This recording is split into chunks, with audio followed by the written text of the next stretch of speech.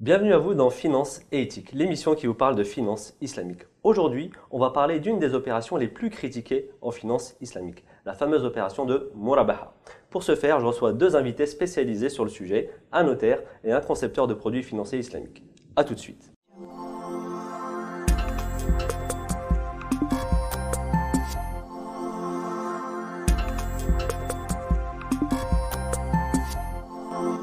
On va parler aujourd'hui de l'opération de Murabaha, qui est proposée aujourd'hui en France par une banque et qui permet aux musulmans et à n'importe quel autre individu de financer son bien immobilier sans passer par un crédit conventionnel, donc à intérêt. Pour ce faire, donc, je reçois aujourd'hui Marie Mogilevski. Vous êtes notaire. Bonjour, merci d'avoir accepté notre invitation. Vous êtes donc notaire à la Chambre des notaires de Paris. Et puis, donc, le financement immobilier, c'est votre dada, vous en pratiquez tous les jours. Et puis, depuis environ 1 an et demi, 2 ans, vous vous êtes également spécialisé dans le financement immobilier islamique. Je reçois également Amin Naïdaoud. Bonjour, merci d'avoir accepté notre invitation. Salam alaikum. Vous êtes donc diplômé en finance islamique depuis 2009, vous faites partie d'une des premières promotions de l'Université de Strasbourg, donc lorsque ce diplôme avait été lancé. Et vous travaillez également depuis quelques temps avec la société Easy 570 qui est spécialisée dans la distribution et la fabrication, la conception de produits financiers islamiques. En gros, en quelques mots, donc vous participez à l'élaboration des produits et des montages financiers, puis vous aidez les banques à distribuer ces produits. Alors, on va parler aujourd'hui donc de ce financement immobilier Murabaha qui fait l'objet de beaucoup de critiques. Donc, l'objectif, c'est d'essayer de décortiquer, de décrypter un peu cette opération. Alors, en quelques mots, Amine, pouvez-vous nous préciser ce qu'est l'opération de Murabaha? Alors, je précise quand même à nos téléspectateurs que cette opération de financement immobilier, objet de la discussion d'aujourd'hui, s'applique en France. Cette précision est importante parce que d'un pays à l'autre, le droit, la réglementation bancaire peut faire que l'opération va être légèrement différente. Alors on précise aujourd'hui donc que cette opération dont il est question ici, c'est telle qu'elle est appliquée en France. Alors en quelques mots, Amine, s'il vous plaît, pouvez-vous nous dire qu'est-ce qu'une opération de Murabaha? Alors le principal point sur lequel il faut s'attarder quand on parle de financement immobilier sous la forme d'un contrat de Murabaha, c'est vraiment en fait la mécanique qui s'opère dans l'opération. Donc on a en lieu et place d'un prêt d'argent donc muni d'une charge d'intérêt. Donc on va avoir une opération qui va être qualifiée au regard du droit musulman d'opération commerciale avec donc dans un premier temps l'acquisition du bien par la banque. Donc au lieu de prêter de l'argent au client pour que ce dernier aille acheter son bien immobilier, la banque va acheter elle-même le bien immobilier, devenir propriétaire et dans un second temps revendre le bien au client. Le client paiera une partie du prix au comptant, donc lors de la signature, il devient propriétaire à ce moment-là. Et ensuite, la partie du prix qu'il n'a pas payé lors de la signature, donc qui reste à payer, deviendra donc pour lui une dette vis-à-vis de la banque qu'il paiera sous forme de mensualité, donc pendant un certain nombre d'années. Donc aujourd'hui, on est sur des financements de durée sur 10 ans. Alors en quelques mots, pour résumer, la Murabaha est une opération d'achat-revente avec une marge bénéficiaire, avec la particularité dans cette opération, c'est que le prix de revient et le bénéfice, le profit généré par le vendeur, ici c'est une banque mais ça pourrait être n'importe qui d'autre, est connu donc des deux parties. Alors quels sont les principes islamiques importants à respecter dans cette opération d'achat-revente? Alors on pourrait, la Murabaha, il y a des livres qui traitent du sujet, donc on ne va pas forcément rentrer aujourd'hui dans tous les détails, mais les principaux aspects donc sont notamment donc la propriété. Il faut savoir que lorsqu'on parle de commerce, le point principal c'est la propriété, c'est-à-dire que les risques qui sont pris par la banque dans l'opération et qui viennent justement légitimer le gain qu'elle va percevoir, donc reposent sur le fait qu'elle soit pendant un temps propriétaire du bien qu'elle achète puis ensuite qu'elle revend, puisque pendant cette période de propriété, elle fait face à des risques et donc elle prend le risque de perdre de l'argent dans une opération, et c'est ce risque-là qui légitime également un gain en contrepartie. Donc l'une des règles principales à retenir ici, c'est qu'on ne peut pas vendre ce qu'on ne possède pas selon le droit musulman.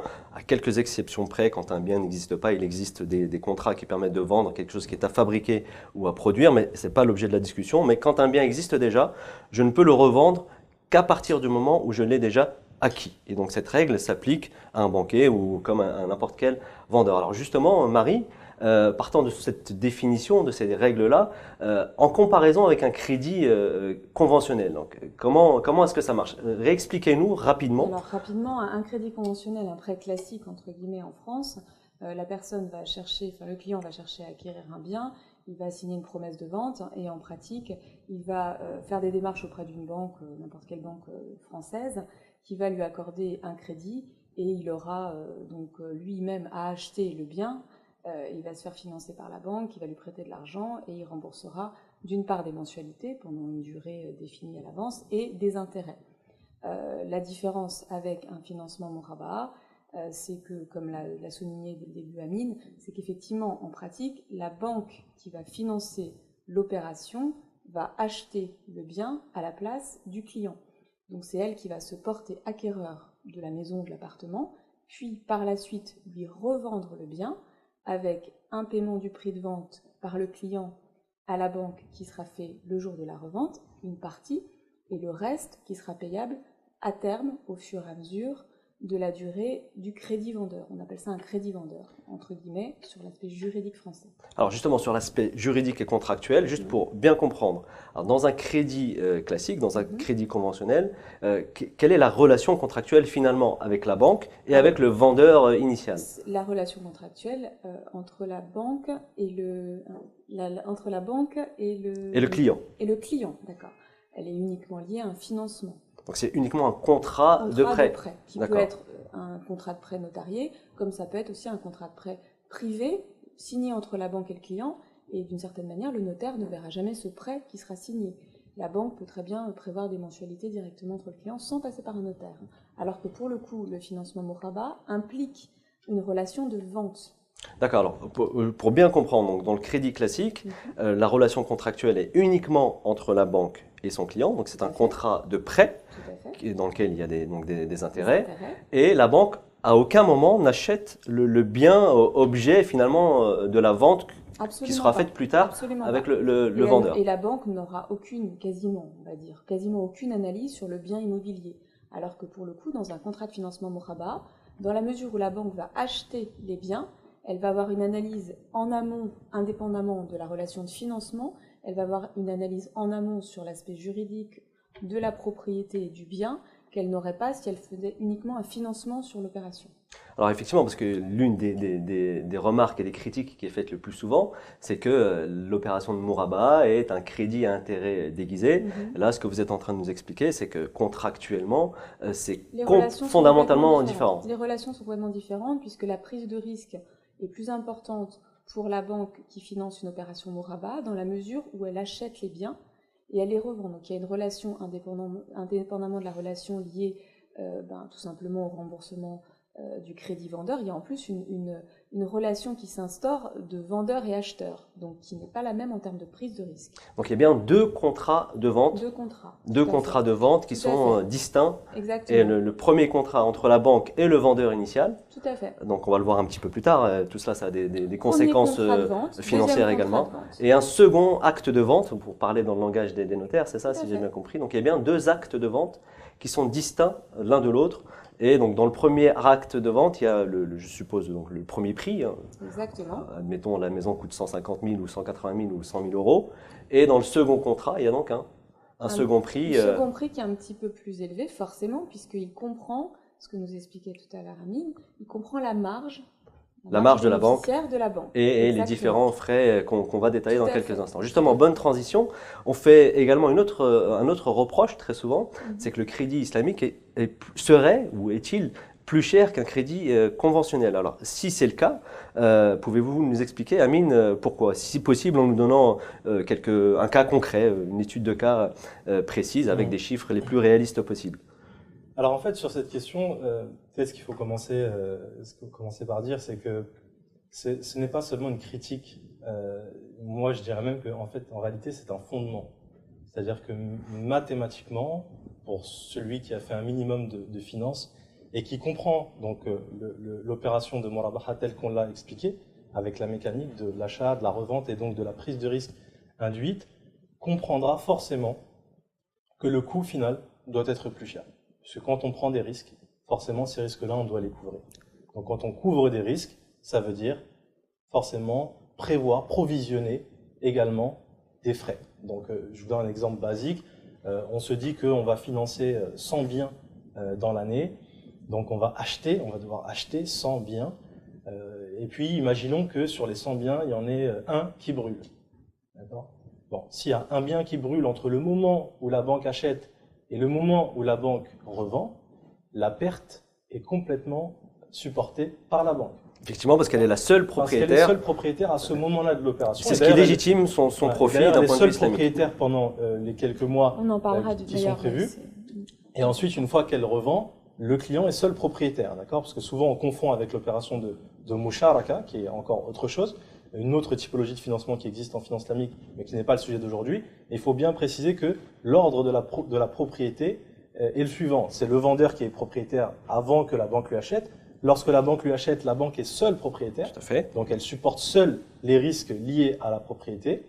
Et ensuite, lorsqu'elle revend au client, le client devient seul propriétaire. Donc, il n'y a pas de moment où la banque va être copropriétaire avec le client ou autre. Ça, c'est un autre contrat. En précisant pour nos téléspectateurs que la propriété par le client final, elle lui est acquise immédiatement, elle n'est pas dépendante du paiement du prix. Exactement, c'est immédiatement lors de la signature. Lors de la signature de l'acte de vente. Lorsque la banque lui revend, que le client devient immédiatement propriétaire. Donc maintenant, pour revenir aux composantes, on va dire un petit peu chiffrées, et donc pourquoi il y a ce surcoût, j'ai expliqué dans un premier temps que la banque prenant certains risques, elle doit provisionner et donc calculer le prix de revente et donc la marge qu'elle va réaliser dans l'opération en tenant compte de ces paramètres-là. Et donc forcément, la marge qui va en découler va être plus importante que le coût d'un crédit classique, la charge d'intérêt, si vous voulez, dans un crédit classique. Donc ça, c'est mécanique, c'est mathématique, c'est logique. Maintenant, combien ? Parce que plus cher, ça peut être le double, le triple, voilà. Donc souvent, on s'effraie un petit peu par rapport à cette fixation de la marge.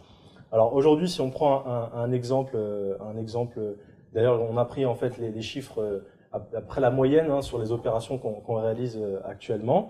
Donc sur l'acquisition d'un bien d'une valeur de 180 000 euros, avec un apport personnel du client, donc c'est-à-dire le prix qu'il va payer lorsqu'il achète lors de la signature, la partie du prix qu'il paye. Le premier versement qu'il fait. Le premier versement. Ce qu'on appelle usuellement donc l'apport personnel. Okay. De 70 000 euros. Ça, c'est les moyennes qu'on observe à peu près. Donc, dans cette configuration-là, la banque va acheter donc le bien, ensuite le revendre. Elle va réaliser une marge d'à peu près 25 000 euros. D'accord. Donc sur 180 000 euros, voilà. La banque va revendre à 205 000 euros. Exactement. Ce sera le prix de revente. Donc ça, c'est sans compter, bien sûr, les frais de notaire, donc les frais liés à l'opération. Les frais de notaire, entre guillemets, on va les redétailler dans quelques instants. Par la suite. Donc ça, c'est si on tient compte uniquement de la marge qui est réalisée par la banque, cette marge s'établira environ autour de 25 000 euros. D'accord. Sur quelle durée Sur une durée de 10 ans. Donc voilà. Là, on a pris un cas classique, durée de 10 ans. On est à 25 000 euros. Alors que sur un crédit, on va dire conventionnel, un prêt à intérêt, on serait à une charge d'intérêt d'environ 20 000 euros. D'accord. Donc ce qui veut dire 5 000 euros environ en plus sur la marge. Et donc ce sont ces 5 000 euros-là supplémentaires qui s'expliquent, comme je l'ai précisé tout à l'heure, par la prise de risque également, par la prise de risque relative à la spécificité de la particularité de l'opération de Murabaha. Ensuite, ça c'est une composante, un élément qui explique le surcoût de l'opération dans sa globalité. Un deuxième élément qui explique le surcoût, une fois encore, il a trait à la spécificité de l'opération et donc le fait que la banque doive acheter puis revendre, puisque lorsque la banque va aller acheter, elle va passer également chez le notaire et donc elle va payer des frais à ce moment-là. Alors c'est des frais qui vont être réduits donc grâce à une instruction fiscale qui a été publiée en 2010 au bulletin officiel des impôts par le ministère de l'économie et des finances. Donc qui permettent d'avoir non pas une exonération, mais en tout cas une exonération partielle, des frais, au lieu de 6%. Des frais sur l'opération d'achat par la banque. Néanmoins, il va subsister un petit reliquat à ce moment-là, qui va s'établir autour de 2,5 à 3%. D'accord, en règle générale, c'est ce qu'on observe, 2,5 à 3% du bien. Donc sur 180 000 euros, typiquement, on sera autour de 5 000 euros. D'accord. D'accord. Très Donc, bien. c'est Juste 5 000 euros. pour bien préciser tous ces frais annexes, Marie, vous qui êtes donc notaire, juste pour bien les décomposer afin que les téléspectateurs les comprennent. Donc, lorsque la banque va acheter du vendeur les biens, donc la première vente, Première parce opération. qu'il y en a deux, la première opération, on aura des droits qui seront payés à l'État, des droits réduits, comme le soulignait Amine, puisque l'instruction fiscale a fait un tarif entre guillemets préférentiel, donc on aura des droits de 0,715 à l'État, plus 0,10 au conservateur, plus les émoluments de notaire, 0,825. Donc tout ça, ça fait une enveloppe d'à peu près 1,5%. Ça, c'est la première vente. En revanche, sur la deuxième vente, les clients vont payer des droits de mutation qui seront à un taux classique, dit classique. Donc là, pour le coup, ça sera un peu plus élevé puisqu'ils auront des taux autour de 7%. La seule chose, c'est que sur les 7%, l'assiette de calcul de ces 7% va être fait sur le prix de revente. Sur le prix le plus élevé. Et Donc, comme le prix de revente comprend un certain nombre d'éléments, forcément, les coûts vont être un petit peu plus élevés par conséquent. Bien que, j'insiste, là aussi c'est une des faveurs de l'instruction fiscale de 2010, qui a mis en place les financements Moraba en France, le prix de revente, donc le prix de revente par la banque au client, comprend à l'intérieur du prix de revente, certes, la marge de la banque, mais elle est déduite. C'est-à-dire que, par exemple, si vous avez un prix de revente, pour reprendre l'exemple de 220 000 euros, si la marge bénéficiaire de la banque est de, je vous donne n'importe quel montant, 20 000 euros, on va dire, par exemple, les droits d'enregistrement que vous payez, enfin, les frais de notaire, comme on dit, que vous payez lors de la deuxième vente, vont être calculés sur le prix de revente moins la marge bénéficiaire. Donc c'est quand même, ça reste quand même des faveurs faites par l'administration fiscale, mais malgré tout, ça revient un petit peu plus cher, très clairement. donc merci à Christine Lagarde d'avoir dépensé autant d'efforts à l'époque quand elle était ministre des Finances pour aligner tant que faire se peut, même si donc en définitive ce surcoût donc s'explique pour résumer par la nature de l'opération en elle-même, donc qui génère un certain nombre de frais et de risques pour la banque, donc une spécificité. Mutation, de frais de mutation. Plus voilà, des frais de mutation, etc. Donc on voit là aussi clairement une différence entre le crédit qu'on appelle usuellement crédit ribaoui, crédit conventionnel, par rapport à une vente murabaha, finalement, qui revient à ce que vous appeliez chez les notaires un crédit vendeur. C'est ça, dans le sens du droit. Juridiquement, c'est un crédit vendeur. Juridiquement, c'est un crédit vendeur, donc il n'y a pas de prêt d'argent, Non. mais il y a plutôt une vente avec une facilité de Une vente paiement. avec un paiement à tempérament, enfin à terme. Pour compléter. Au final, récapituler sur l'opération, avec l'exemple que j'ai donné, on aura donc deux composantes de surcoût, entre guillemets, qui seront d'un côté les frais donc liés à l'opération, et là encore une fois c'est la preuve que la banque va bien devenir propriétaire, donc on sera à peu près à 5 000 euros, et d'un autre côté, on a la prise de risque de la banque qui va devoir provisionner les frais liés à ces risques-là, donc ils vont s'établir ici un surcoût d'environ 5 000 euros. Donc 5 000 et 5 000, on arrive au global à environ 10 000 euros, d'accord, de surcoût dans l'opération par rapport à un crédit classique, en revenant aux bases que j'avais indiquées, à savoir sur un prix de 180 000 avec un apport de 70 000 euros. Et j'en profite, comme vous avez parlé de Christine Lagarde, je tiens quand même à préciser que avant que Christine Lagarde fasse ce pas, qui est un pas important, ce pas-là est également le fruit d'un gros travail, notamment donc, de l'association AIDIM, que je tiens à remercier et à féliciter pour le travail qu'ils font. Donc www.aidi2m.com. Je fais un peu de publicité, je me le permets parce qu'ils le méritent grandement. Et donc j'invite tous les téléspectateurs à visiter leur site internet et à les soutenir de manière à ce que ces résultats qui sont le fruit de leurs efforts soient encore meilleurs à l'avenir, Inch'Allah. Alors, merci pour l'association EDIM que nous connaissons, effectivement. Alors, pour une autre critique qui est faite également souvent, c'est que finalement, le banquier entre guillemets islamique, aligne sa marge sur le banquier conventionnel. Là aussi, difficile parfois à comprendre pour le grand public. Alors, est-ce qu'on peut là aussi expliquer quelles sont un peu les causes de ce phénomène-là, l'alignement de la marge du banquier entre guillemets islamique ou du banquier conventionnel qui fait un produit islamique par rapport à un crédit classique? Ouais. Alors c'est très simple. En fait, dans un calcul de marge ou dans un calcul de marge pour une opération quelle qu'elle soit, d'accord. Dès lors qu'on veut gagner de l'argent, on va calculer, on va tarifer notre produit ou notre prestation. Ça vaut pour n'importe quel business. On calcule sa tarification. Dans la tarification, on intègre des éléments classiques. C'est-à-dire qu'on va intégrer ses coûts. Les coûts. Quels sont les coûts associés à ce produit ou à ce service? Les coûts de fabrication, les coûts de revient, tout à fait. Voilà. Donc, je suis une banque, et ben j'ai des salariés, j'ai des loyers à payer, j'ai des charges, etc. Donc tout ça, je dois l'intégrer. Bien sûr, je vais le répartir par produit, par vente, etc. De manière à savoir à peu près, sur chaque produit que je vends, quelle charge, quels sont mes coûts de revient pour ce produit-là. Et ensuite, sur cette base-là, établir mon bénéfice à moi. C'est-à-dire, en gros, voilà, là, on parle d'une banque, donc typiquement, on va des actionnaires, etc., qui sont légitimement associés dans cette entreprise-là et attendent un revenu de leurs investissements. Donc ça, c'est tout à fait classique. Je veux dire, pour n'importe quelle entreprise commerciale, tout à fait. C'est le même fonctionnement. Donc c'est la raison pour laquelle, effectivement, on sera finalement très proche de ce que peut faire en termes de tarification une banque conventionnelle sur un prêt à intérêt. Sauf que là, on va avoir le petit surcoût que j'ai expliqué tout à l'heure, donc qui sera lié à la prise de risque, qui, elle, est un élément qui n'existe pas chez la banque conventionnelle. En précisant aussi, là, peut-être un point important et qui différencie aussi l'opération islamique par rapport à un crédit conventionnel, c'est que la banque, entre guillemets, islamique, n'achète pas l'argent comme pourrait éventuellement le faire une banque conventionnelle sur les marchés financiers. Mais au final, si vous voulez, la rémunération de l'argent, entre guillemets, puisqu'on va dire qu'effectivement une banque va peut-être aller emprunter de l'argent ou se faire refinancer, donc il va y avoir un coût de ce refinancement, au final, que ces fonds-là viennent de refinancement ou qu'ils viennent d'investisseurs, de fonds propres. Les fonds propres ne sont rien d'autre que typiquement le capital ou autre, en tout cas on est dans le haut de bilan. Ou des dépôts, parce que là aussi, dépôts, voilà, on peut effectivement, sur les l'origine des fonds, ça c'est une question qui revient souvent. Dans tous les cas, on va devoir calculer quelque part une rentabilité pour ces fonds-là. Alors après que ces fonds-là viennent d'emprunts sur les marchés, ça effectivement on va le mettre de côté, mais que si ce sont des investisseurs, il faut se dire que derrière la banque qui achète des maisons pour les revendre, il y a vous et moi, des investisseurs qui ont mis de l'argent dans cette société et qui attendent un rendement. Donc en l'occurrence, là, l'origine des fonds, ce n'est pas, il faut le préciser ici pour nos téléspectateurs, ce n'est pas un refinancement ou ni de l'achat de l'argent racheté sur les marchés. Pour après aller acheter les maisons et les revendre, etc. Il n'y a pas de tout ça. Très bien, donc merci pour cette précision. Alors, autre question qui revient souvent, on le reçoit par mail et question qui nous vient également souvent lorsqu'on intervient à droite et à gauche.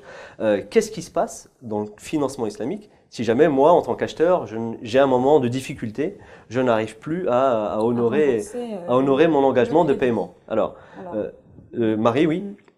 Ce qu'on peut dire déjà, c'est que là encore, il y a une différence entre le crédit classique et le crédit Moraba, mais les banques vont de toute façon, même dans le financement Moraba, prendre tout de même des garanties, même s'il y a une souplesse qui est liée aux prescriptions du Sharia Board, qui effectivement recommande aux banques qui vont financer à travers un financement Moraba, d'avoir une forme de tolérance par rapport aux débiteurs. Cependant, contractuellement, on va prévoir, comme pour un crédit classique, entre guillemets, un privilège. Alors, ça s'appelle un privilège de vendeur, mais c'est comme une hypothèque.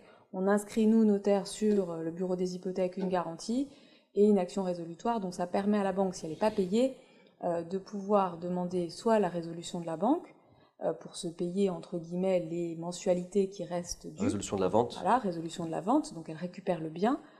Soit, effectivement, elle peut, avec le privilège, faire la même chose, donc récupérer le bien. C'est ni plus ni moins ce qui se passe pour un crédit classique, entre guillemets, puisque si vous ne payez pas vos échéances de prêt et vos intérêts, la banque peut elle aussi saisir le bien au moyen d'une hypothèque. Sauf que c'est un privilège de prêteur de deniers pour être un peu technique.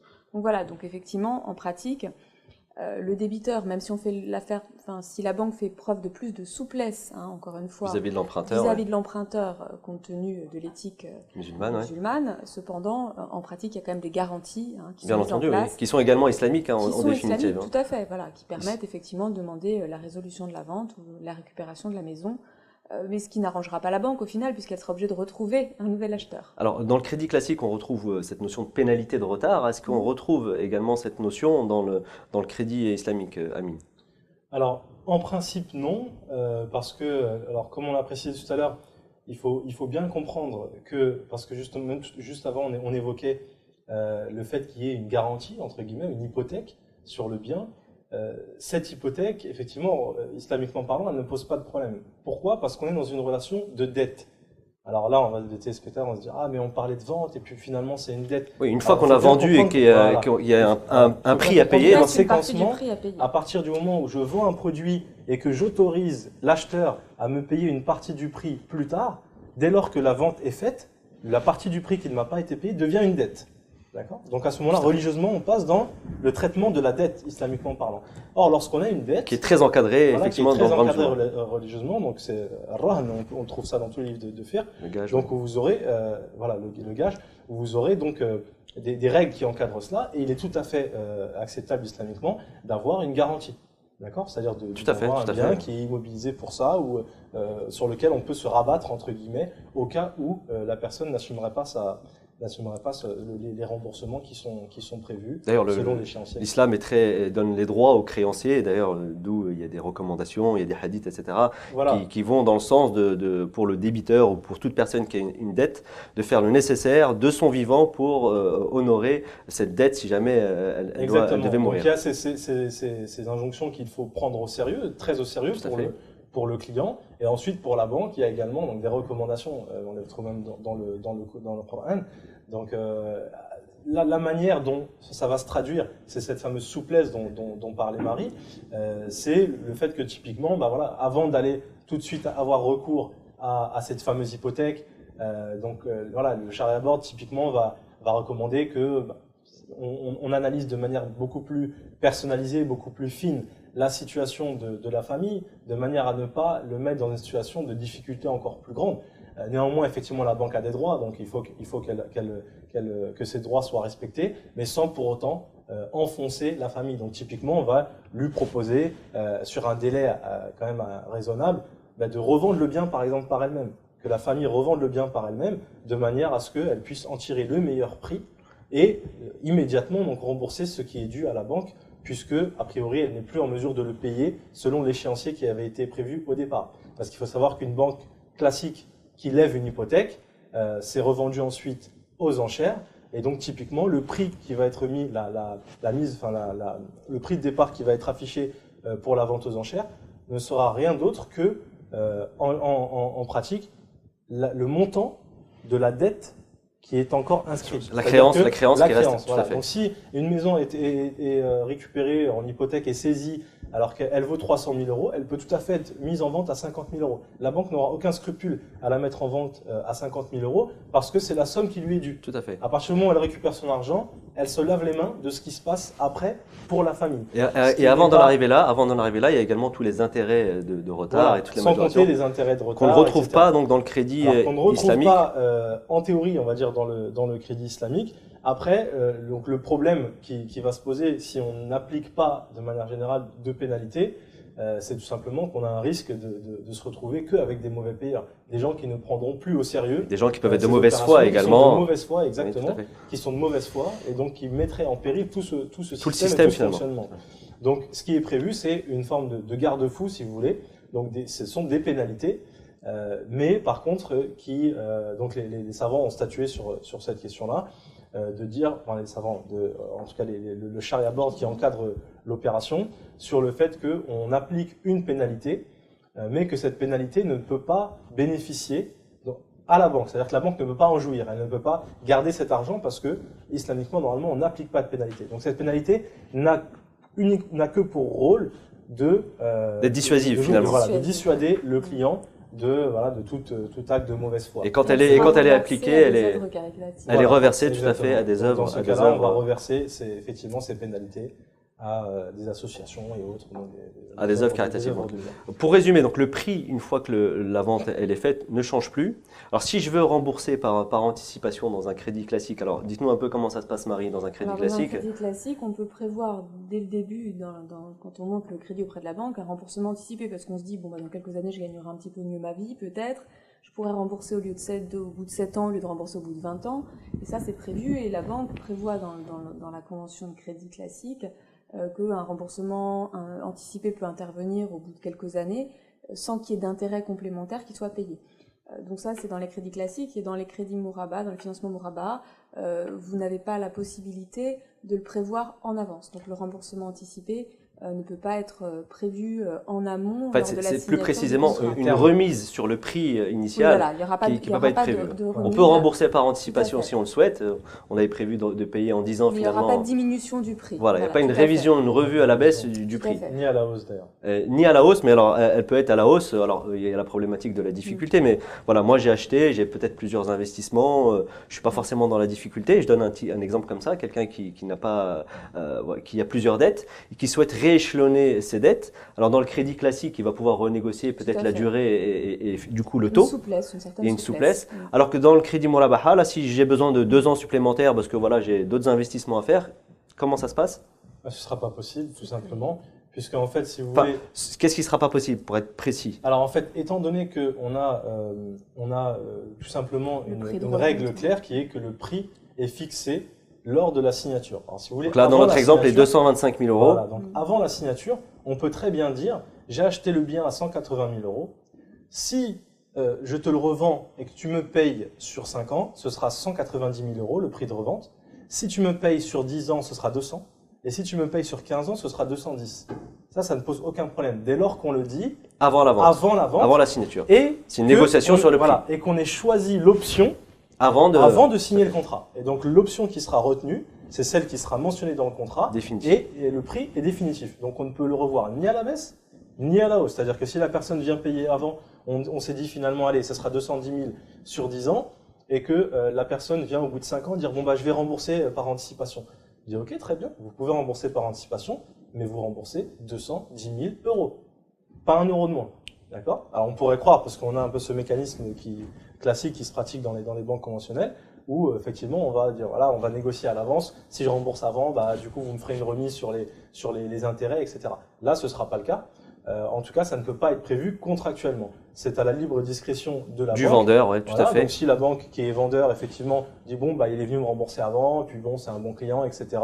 Après tout, il a remboursé en 3 ans au lieu de 10 ans, bon, bah, allez, on va faire un geste. Elle peut le faire, mais c'est à sa libre discrétion et en aucun cas, on ne peut prévoir ça en amont dans le contrat. Alors c'est plus facile à dire qu'à faire parce qu'il peut y avoir également des incidences fiscales. Hein. Ouais, c'est Le ça. vendeur peut être redressé sur le profit finalement. Pourquoi ne l'a-t-il pas encaissé et pourquoi cette remise? Et donc si j'ai besoin de 2 temps supplémentaires, c'est pareil. Le vendeur peut m'accorder un temps supplémentaire, mais sans pour autant Sans revoir augmenter le prix. le prix. Raison pour laquelle, en règle générale, l'octroi d'un délai supplémentaire, d'un rééchelonnement sur une durée plus longue ne se fera que dans des circonstances exceptionnelles et donc typiquement de réelles difficultés de la famille. Là encore, donc les recommandations du Sharia Board, vraiment d'étudier la situation, d'analyser la situation en détail de la famille pour savoir si c'est une réelle difficulté ou si c'est juste quelqu'un qui a fait ses investissements à droite à gauche sans forcément bien gérer son argent.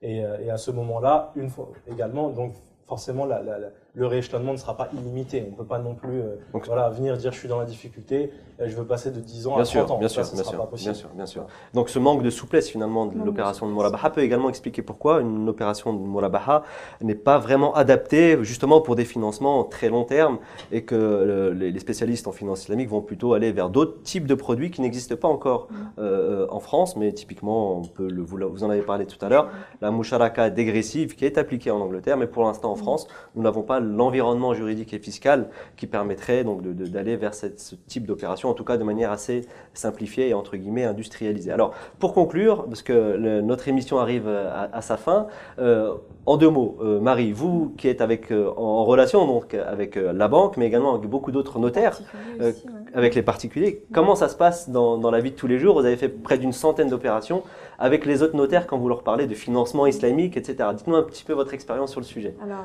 ce qui n'est pas évident en fait à faire comprendre, notamment aux vendeurs, hein, puisque forcément il faut aussi prendre en considération le vendeur qui vend sa maison ou son appartement, c'est essentiellement le montage du financement et la durée de l'obtention du financement. Donc, pour un prêt classique, on l'obtient au bout en général de 2 mois. Pour un prêt un financement Mouraba, c'est plutôt de l'ordre de 3 mois. Hein. Donc forcément, les vendeurs sont impatients et ça rallonge les délais. Les notaires vendeurs comprennent pas toujours le montage. Hein.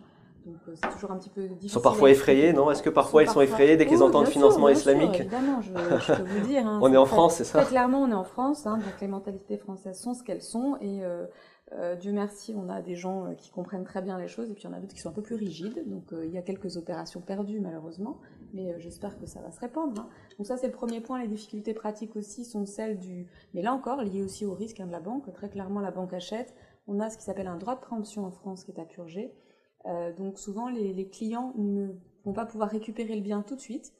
Des fois, ils attendent plus de 2 mois pour pouvoir racheter à la banque le bien, puisqu'on a un droit de préemption offert à la mairie à purger. Donc là, il y a un petit délai d'attente. Donc là, chaque vente immobilière, dans beaucoup de cas... qui peuvent être faites immédiatement parce qu'il n'y a pas de droit de préemption à purger. Donc ça, c'est la commune ou c'est la ville qui décide ça? C'est la commune qui décide. Une spécificité très française peut-être? Très française, voilà. À chaque vente immobilière, il faut déclarer, en fait, c'est ce que les notaires font. Déclarer le bien déclare la vente à la et mairie. La commune elle a le droit de s'opposer à la vente. Tout à fait, de s'opposer, en tout cas d'acheter le bien pour elle. Et comme il y a 2 ventes, donc ce droit s'applique aux 2 ventes. Aux 2 ventes. Donc Première ce qui peut vente rallonger... à tel prix, deuxième vente à tel prix, et du coup ça rallonge les délais pour les gens qui veulent récupérer le bien. Et donc quand la banque achète, elle est propriétaire pendant toute cette durée du bien. Pendant 2 mois, elle va être il peut se passer beaucoup de choses sur ce bien. Il peut se passer beaucoup de choses, et donc, notamment, il y a un vrai effectivement, risque sur il peut l'actif. avoir un risque, notamment parce que la banque qui va financer l'opération ne prendra pas forcément non plus d'assurance, puisque les produits d'assurance aujourd'hui ne sont pas charia compatibles. On y viendra, mais c'est pas le cas aujourd'hui. Effectivement, ça c'est un autre sujet, on en fera toute une émission. Et vous, Amine, alors en 2 mots, en conclusion, quelles sont les perspectives de développement et le potentiel pour le marché du financement immobilier français? Alors, clairement, aujourd'hui, on est dans une phase où, si vous voulez, du développement du marché de la finance islamique en France, où tout est à faire, il y a encore beaucoup à faire. Ces premières initiatives sont à saluer et elles apportent, si vous voulez, ce crédit à tout ce développement. Donc, pourquoi? Parce que tout simplement, on prouve au marché que c'est faisable. On prouve que c'est faisable techniquement, juridiquement, fiscalement, financièrement, etc. Et donc, ça donne vraiment un signal positif à un marché qui attend justement ces signaux.